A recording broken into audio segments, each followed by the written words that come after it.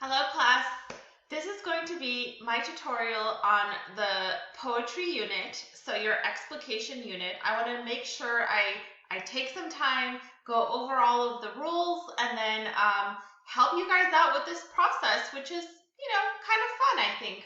So without further ado, I would recommend that you have the assignment sheet opened up so that we can look at it together.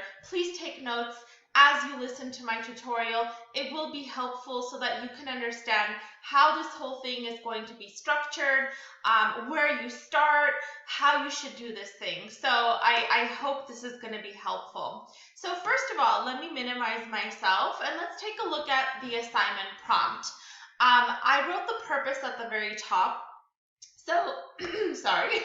So the purpose of this next assignment is to practice the process of critical argument through speech. And it's not easy to do this. It's actually very difficult. Explications can be done, in writing, and then they can also be done through speech. It's not as typical for it to be through speech, but I think this will be a very interesting challenge that I'm sure you guys will appreciate at the end of the whole thing. So first of all, I wrote at the bottom here what an explication even is. So after reading the purpose, make sure you just read and understand what explication even means. So if you think about it, explication is a very specific type of analysis. Why do we explicate? We explicate so that we can show how the parts contribute to the whole. What is the whole? The whole is the meaning. So if we're explicating a poem, we are trying to find an underlying theme in this poem that we think is important. Keep in mind, poetry can have several themes depending on who the reader is and how they interpret certain poems. So if I read a poem and I happen to see the theme as love, and you read the poem and you happen to see the theme as death, both can be right and both can be very valuable subjects for a presentation.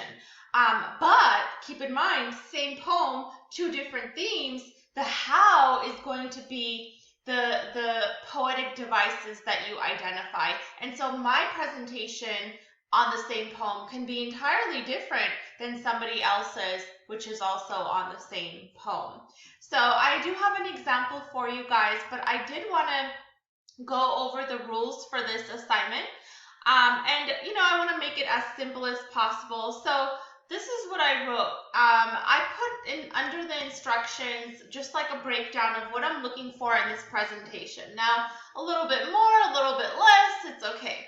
So first of all, I am looking for you and your group to go through this process of analysis, and this is the explication process. Where should you begin? You should begin by choosing a strong poem. You want to select a poem that is going to give you enough substance to analyze. So number one says, choose a strong poem. Read it out loud. Poetry is supposed to be meant to be read out loud. So you don't want to just read the poem once and then put it aside. You actually want to read it a few times. Step number two, you want to make sure you understand the poem. What best way to ensure that we understand something than to paraphrase it, to summarize it? So if I can paraphrase the poem line by line, like translate it into my own words, that just means that I understood it. So that's just part of my comprehension process. It's not the actual explication. Step number three, I want to make sure I know where this poem is coming from. So the context is important, like who is the author? Where did the author come from? When is the author writing this piece of poetry? What is happening in society at this time? Is there anything that is relevant in the background of the poem that will help us understand the poem on like a deeper level? So the context is actually, what you think is important regarding the background of the poem that you selected. Obviously, everyone's context is going to vary because people are going to be choosing poems that are from different time periods and different parts of history. So, from different authors, even. So, I think that part will be very interesting to discover. Step 4. What is the theme? Again, like I told you guys, it can vary from person to person depending on their interpretation. So I guess this is my advice to you. When your group members and you get together and you're like, okay, where should we begin? One area that you all should make sure you are agreeing on is the theme of the poem that you are going to analyze, that you're going to develop consistently, because that is your thesis for this presentation. You have to choose an underlying theme, and that theme has to be the central focus of your entire presentation. So you don't want to like deviate from that theme. You know, you want to make sure that from beginning to end, you are respecting that theme that you have chosen. Now, 5 and 6 actually, steps 5 and 6 are the explication process. So that's when we actually begin working on our explicating techniques. So step 5 says, list everything you can find in the poem. So, so obviously some of you will miss a lot of things. When I read poetry, because I've been doing this for so long, I see a lot of literary techniques that a lot of students don't see. So in my notes, I often, write out like what technique I identified. But just because I find it and you didn't, that doesn't mean you're going to be penalized if you did not find every single technique. Because look at step 6. Step 6 is finding the most relevant techniques that contribute to the theme. So let me just explain that one more time. The goal of the explication assignment is not to make a list of every single poetic device, simile, metaphor, analogy, personification.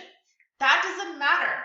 You can find like 50 devices in your poem, but the goal is to narrow down these devices and choose the one that you think enrich the theme that you have chosen. So the theme is the most important part, and how that theme is developed, that's what you're trying to prove in your presentation. So it's very possible in your presentation you might have a total of like 5 literary techniques. Some people have 4 main ones, but they take the time and they analyze each technique, and they also connect it to the thesis. Now, also in your presentation, you have to have 3 outside sources. How are you going to do this?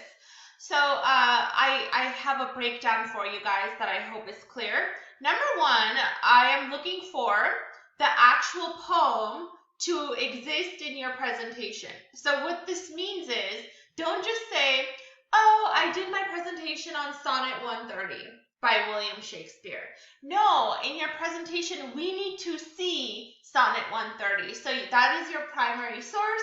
You have to be using that poem all the way throughout your presentation.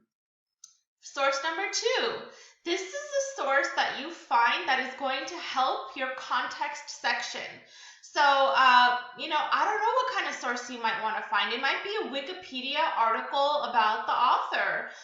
It might be some history-based article that is about the time period, during which the author is writing. It might be specifically about the poem itself. Maybe the poem received backlash, or maybe it was banned in some societies.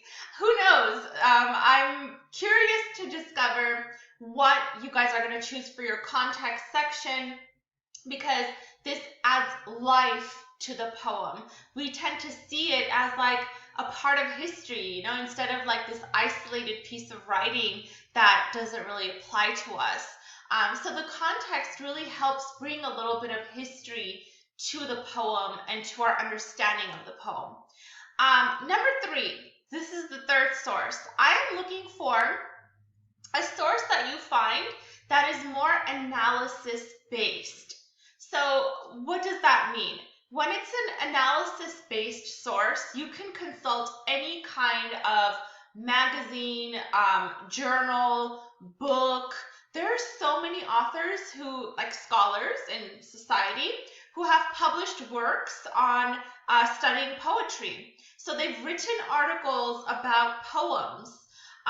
They've published their own, let's say, interpretation of a poem. So I would like you to find hopefully a credible source, one that comes from a scholar, or somebody that even if they don't have their PhD, maybe they are still in academia. You don't necessarily have to have your PhD to be relevant here.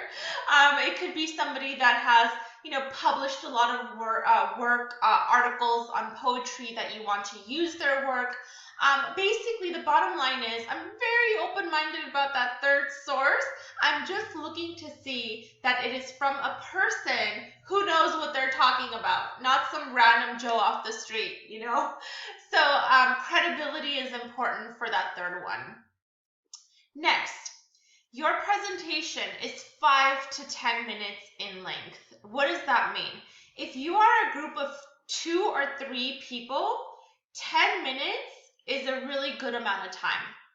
10 minutes allows for both speakers to contribute their parts, or even 3 speakers to divide up the work and to do their own speaking parts. A 10-minute presentation is actually pretty long. If your presentation goes over 10 minutes and you're like 3 people, that's perfectly fine. It might even go to 15 minutes. I don't know. But on average, I've noticed that each individual speaker contributing about 4 to 5 minutes to the presentation is a decent amount of time. If you guys want to talk to me about this one, I know it's a rule that I set that some of you might be panicking over because you're like, oh my God, how do I talk for 10 minutes straight? I can give you guys some tips, and I do have another tutorial that is on how to organize these presentations. Next rule. Look, presentations are very visual. I remember remember the time when we used to meet in a classroom? Me neither. So I remember when I would do presentations in a live classroom. It was awesome, okay, because the energy of the audience you can actually feel. So if the energy is high, if they're liking the presentation, the presenters, they kind of get a sense of that. They catch wind of that, and then they bring a little bit more energy to the presentations they're giving. I love that, and I miss that. Unfortunately, we don't have that. We don't have that ability. We can't sit down and watch each other live because this is an online asynchronous class. So I do want a presentation that is very visual. I have some recommendations to make. I do recommend using a slideshow. Even if the only purpose of your slideshow is to show us the poem, while you are speaking, that's still good for me. I'm not saying your slideshow has to be incredibly detailed. Some people decide they don't want to do slideshows. They do other techniques. They do like a movie maker. They do Adobe Adobe Spark as like a presentation tool to put their presentation together. There's so many tools that you can consult. Some people include their videos inside of their Google Slides and then they upload the video. It doesn't matter what tool you end up using. What I'm looking for is that you incorporate visuals consistently throughout your presentation. I have to put a minimum number for you guys, unfortunately. So I put 2 to 3 visuals. Honestly, I am going to be grading you on the quality of your visuals. So for example, you're talking about an author. Hey, why not put a picture of the author? You mentioned something in history that inspired the author. Why don't you put a visual? Maybe the poem is about a place of nature. Why not a picture? So basically, because a presentation is supposed to be very visual, I am looking for a visually rich presentation from you. Next rule. I am also looking for a counter argument. So a person who watches your presentation and thinks that you identified a theme that they don't necessarily agree with. Okay, so they might have an alternate perspective on the poem. I put over here, identify a different perspective of this poem and challenge that perspective. So I kind of want to see like a little live debate happening, what the opposition might say, and then what you might say in response to your opponent. That is the counter argument. Also, I am looking for 2 discussion questions that you are going to ask your audience, yours truly, all of us in our class. You're going to ask us, and we are going to respond to you. I don't want these discussion questions to just be like, I don't know, dropped in there. I want it to be implemented in appropriate places in your presentation. So what exactly does that mean? I am looking for these discussion questions to be relevant to your presentation, to be strong, to be thought-provoking, to be analytical. Not a yes or no answer, not something overly simple. I'm really looking for discussion questions that's just going to get our wheels turning, and it's going to make us want to participate in your presentation. So please make sure you spread them out. Please make sure you contextualize them, explain them well. Maybe you should have it in writing so that we can see it and also hear it coming from you. What is it that you want us to answer some question that will help us engage in your presentation? So I have this part specifically to make sure the class is participating in your presentation. I want to make sure we are all interacting with each other. Even though we don't have a live classroom, we can still make it interesting and interactive. Finally, if you can, it helps out a great deal. Please use subtitles. Now, I will show you guys a tutorial via YouTube, because YouTube is probably the easiest to navigate. So you can still record your video through Zoom and then upload it on YouTube and add subtitles there. So it depends what tool you're going to use for your recording, which I will talk about as well.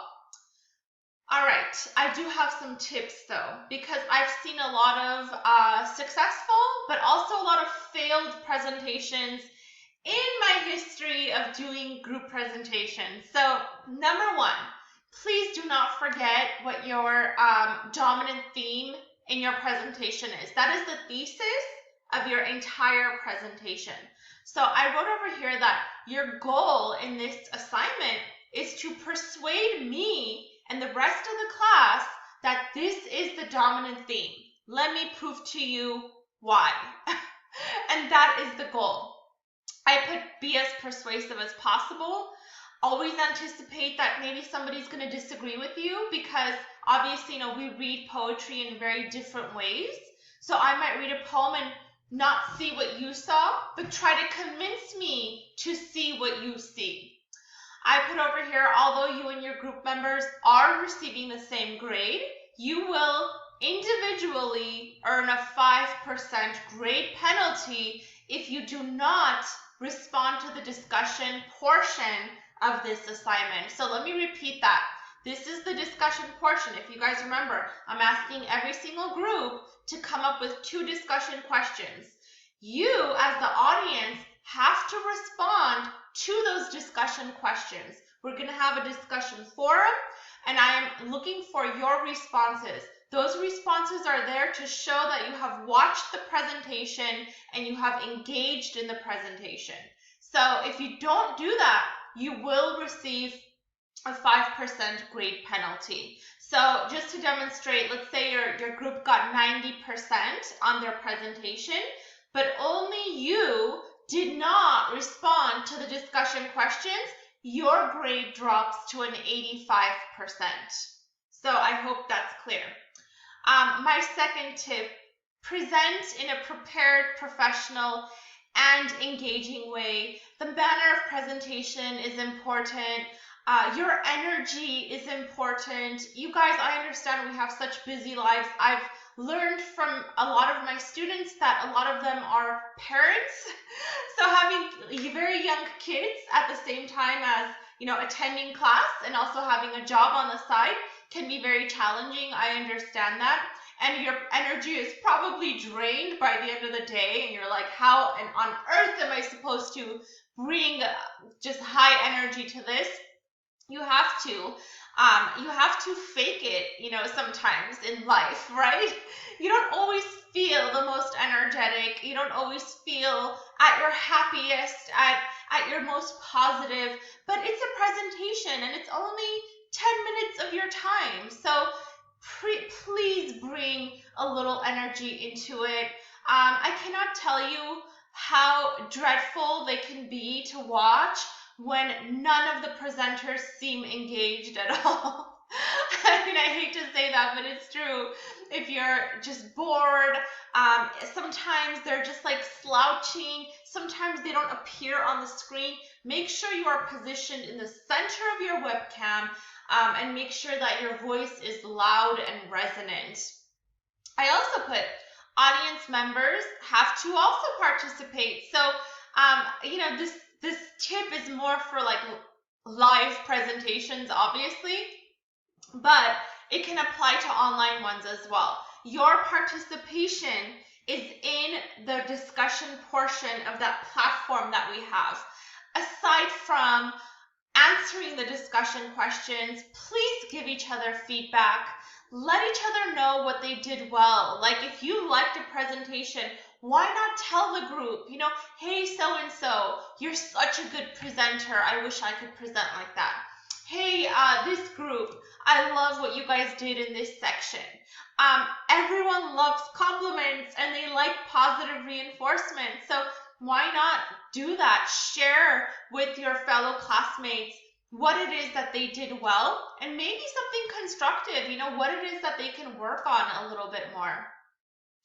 Now, my next tip, some groups have asked me, what if we want to do a little bit more research? That's fine, but you do have to make sure that you incorporate this research in a way that you are citing your sources or accrediting your sources verbally throughout your presentation. Let me demonstrate. I used a source by Joe Schmo, okay? And obviously, I'm the one that has done the research. In my presentation, you can't see the source.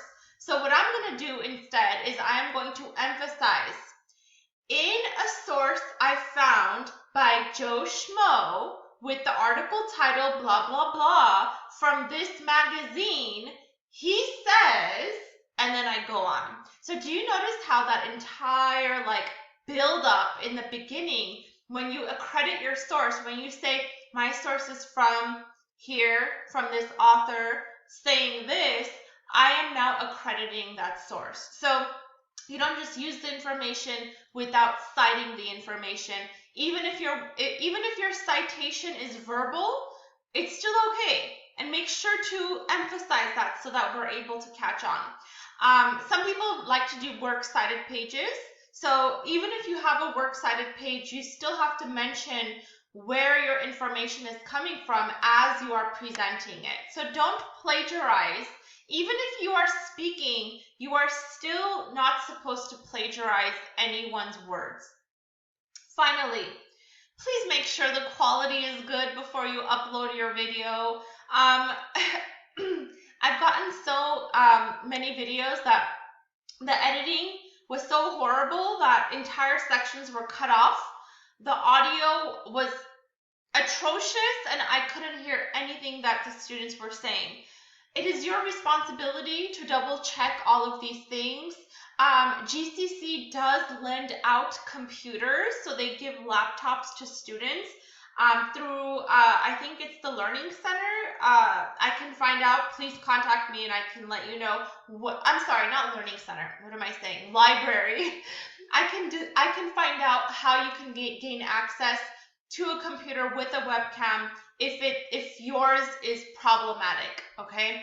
But it does have to be a decent quality that we all can see and hear. and that is a requirement. Now, you know the rules for this presentation. Now, let me just show you guys a very quick example. I am now going to show you guys an example. Why did I have you do all these annotations? Was it just to make your life miserable?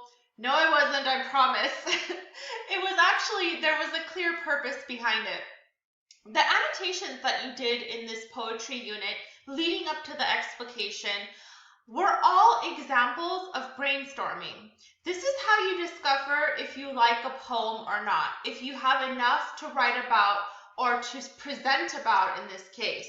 So take a look at your annotations. I'm sure there are a few for certain poems that you really liked, and I'm sure there's a few that you didn't like at all. Maybe you were rushing through it.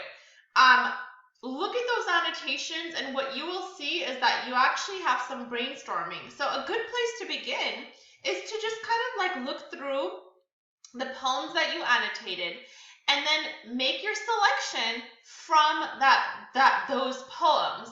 So if you notice, I did my annotations. This is just a sample that I created for you guys for my class that I shared with you.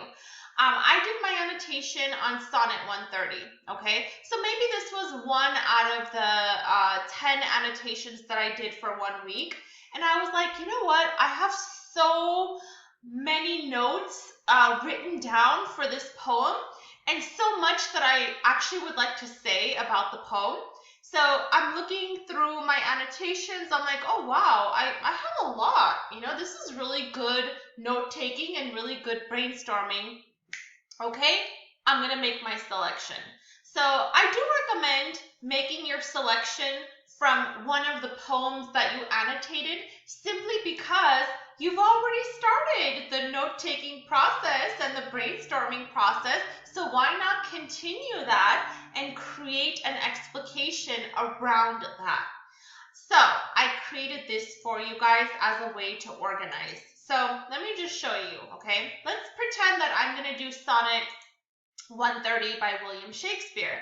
Now, step 1 is make sure that your poem is accessible in each slide or in each part of your presentation, despite who is speaking. So notice how on the left side of my screen, as I'm speaking on the right side, well, for me, it's the right side. As I'm speaking, the poem is always visible. Why? Because, you know, this is poetry. It's supposed to be read out loud, but at the same time, we need to see the lines that you are analyzing on such a detailed level. So, number 1, these are my tips. You know, when you make the poem accessible, I recommend creating symmetry in your slides. So if you're going to do a slideshow, you know, you want to have maybe 2 columns, and one column is always going to be the poem because, again, we want to see the poem as the explication is going on. Number 2, make sure you're not overwhelming your slides. Slideshows like PowerPoint or Google Slides, they're not meant to be for fully written paragraphs. That's not the purpose of a slideshow. Slides are supposed to just contain main ideas, phrases, not really complete sentences necessarily, not all the time. So see how I wrote mine in like, you know, fragmented lines? It's because I'm trying to keep it simple and clear. My 3rd tip, make sure you have clear category titles. If you're gonna, you know, have a context section, make sure your label says context, you know, just so it's easy for your audience to follow along. Your organization might make sense to you, but it might not make sense to your audience. So you want to make sure that you do have clear titles, clear subtitles to help your audience understand the content better. My next advice, make sure you have clear transitions, you guys. As one speaker moves to the other, as one part leads to the other, you want to have a transition that unifies your presentation. I am going to talk more about this in the tutorial on how to organize your group presentations. So I have a little bit more about transitions there. Leave space for your video to appear so that your thumbnail is not blocking your video or your writing, sorry.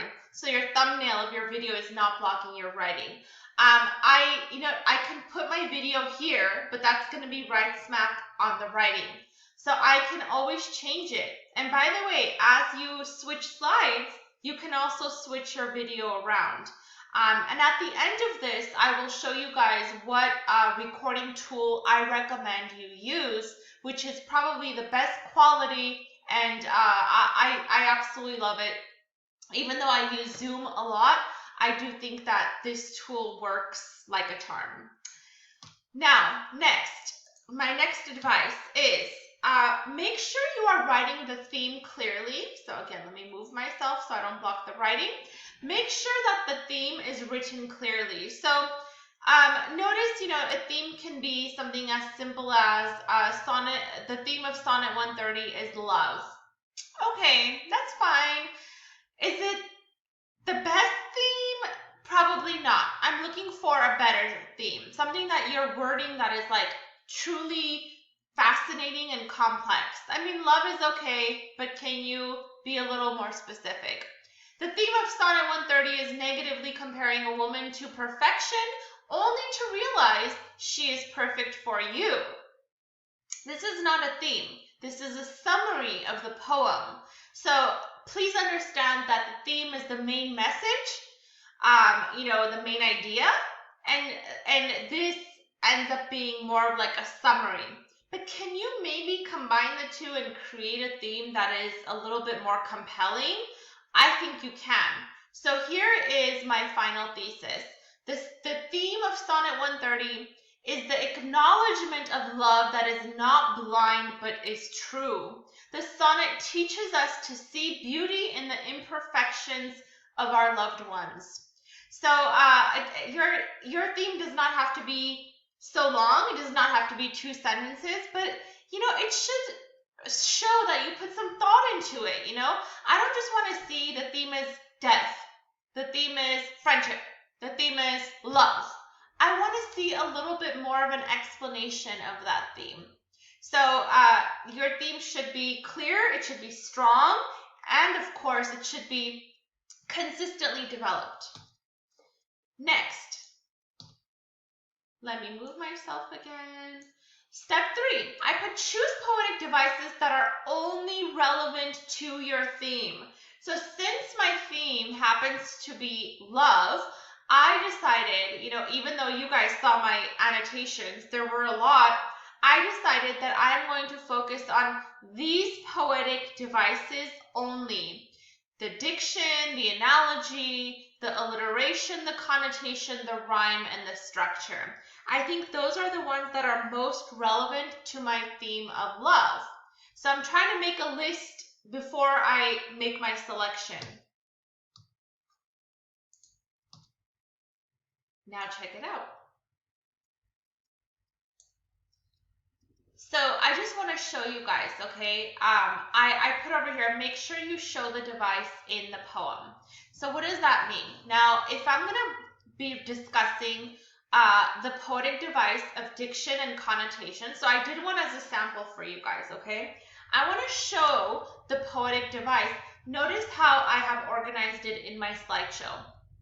So diction and connotation. First of all, diction is word choice. And the first word that I want to emphasize is the word mistress that exists in my poem. Now notice how I emphasize the word by changing the font color to red, and then it corresponds with the word that is also in red in my poem. So now my audience can look at the poem, find the word that I'm talking about, and then go back to the part where I'm explaining. Today, the word suggests a married man's lover. In Shakespeare's time, the word is synonymous with my lady or my love. And again, I chose a device and an example of the device that is relevant to my theme of love. Done. Now, again, this word right here, it corresponds with the word in the poem. Damasked, again, it corresponds. And then black wires and reeks and goddess and trends. These are the examples that are all spread out throughout my poem, but they are neatly categorized together under the diction and connotation section. And then throughout my presentation, I am going to be discussing these examples and how they contribute to the poetic devices that make up this theme. That's what an explication is. You show how by looking at it, by dissecting the poem very carefully, and the how is going to point to, why it's important. So the how connects to the theme. How is this theme developed? Well, it's developed through one of the devices, diction, and through connotation. And let me show you guys examples of the diction and the connotation. And the way that I analyze those examples, that is the beauty of my presentation. And that's what an explication is all about. So I hope that's helpful. So notice, you guys, that when I did make a list of the poetic devices, the example that I chose on diction and connotation, number 1 and 4, I decided to put them together since, like stylistically, they're a little bit more similar since both have to do with word choice. And then my slide emphasizes that in more detail. I'm looking for your presentation to be well organized, easy to follow, easy to understand. Have a controlling theme and show us how that theme is developed through these poetic devices. Also, let me move myself right in the center here. So I put step 5, make sure you are connecting each device to the theme. So I just want to explain to you guys that connection back to your theme is really the purpose of your presentation. You're trying to show how this theme is being taught to us, or how this theme is enriched by the poetic elements of the poem. So notice, I could use language like this. By using specific diction like mistress, done, and damasked, Shakespeare is showing us, connected back to the theme. By using words that have specific connotations like wires, reeks, goddess, and treads, Shakespeare is showing us, connected back to the theme. That connection back to your theme is very important. That's the whole process of an explication. It's not as difficult to do when you know what to do. And I just want to make sure you guys understand the steps, and that's why I created this as an example for you guys. And I will share my slideshow with you so that you can consult it anytime you want. And before I conclude this tutorial, I just want to show you guys one more thing. I am actually recording this video using Screencast-O-Matic. And this is a website that allows you to record your screen for free. So check it out. You go to screencast-o-matic.com. And I will share the link with you guys on our Canvas page. But when you go to screencast-o-matic.com and you click on record for free, you will actually get to a page that says launch free recorder. Now I have the upgraded version, which is awesome because I can edit my videos, I could put a musical background, I could do all this cool stuff, but you don't need to pay money for that. You could just launch the free recorder, and then notice how it says recorder will appear in a second. Well, it's not really going to do anything right now because I'm actually using the recorder to record this video. But that's how you go through the steps to launch the free recorder. I recommend using this because right after your video is done recording, after you press pause or you stop the recording, what you will see is, this is, by the way, how it looks. It'll be like a little screen like this. You press record and your screen will record. What you'll see is the option to upload your video, to save your video file. So you can actually save your file into your computer and then upload that into our Canvas page when we're turning in these presentations. Or you can upload that video onto YouTube. You'll see that the option is there. It says upload to YouTube, and then you can click on that and have it go directly to YouTube. And then there's also different ways, like you could have your video be available through Screencast-O-Matic. I recommend saving the video file and also uploading it on YouTube so you can add subtitles to your video. I think this is a wonderful recording tool. Of course, you can use Zoom if you are more comfortable with Zoom, just because, you know, we use it for classes and stuff, so a lot of students are more comfortable with that. But I did want to show you guys this because I feel like this website has probably the cleanest recording tool. The quality is great, and it also gives us the ability to put subtitles afterwards. So please let me know if you guys want any more hints, any more tips from me. I am here to help you. I hope this presentation process is fulfilling and rewarding at the very end.